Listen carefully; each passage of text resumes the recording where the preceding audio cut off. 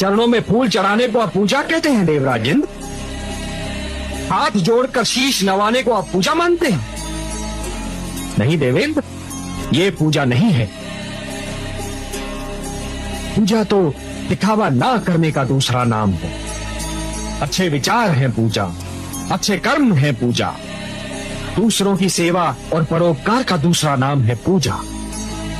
केवल अपने लिए नहीं, अपने चहु और बसे हुए संसार के लिए जीना, यह है पूजा।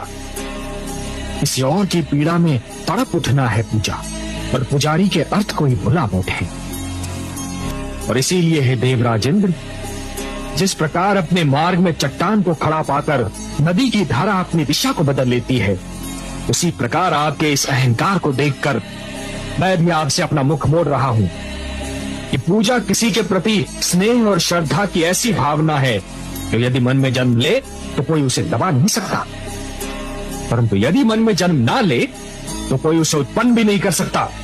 परंतु हे परनाथ, हमारी पूजा तो न जाने कब से निरंतर होती चली आ रही है, परंतु संतान कभी कभी ये भूल जाती है कि उसके अपराध का दंड केवल उसी तक सीमित नहीं रहता, उसके माता पिता को भी भोगना पड़ता है। महादेवी, जिस प्रकार चोट यदि केवल एक ही उंगली को लगे तब भी पीड़ा सारे शरीर को झेलनी पड़ती है, उसी प्रकार भूल परिवार के एक ही सदस्य से होती है, परंतु उसका प्रभाव और परिणाम समस्त परिवार को सहन करना पड़ता है। नहीं, पूजा तो मन से होती है, मन में होती है। शेष सब तो रीतियाँ हैं, रूढ़ियाँ हैं, जो कभी कभी कोरा आडंबर और ढकोसला दिखाई देते हैं।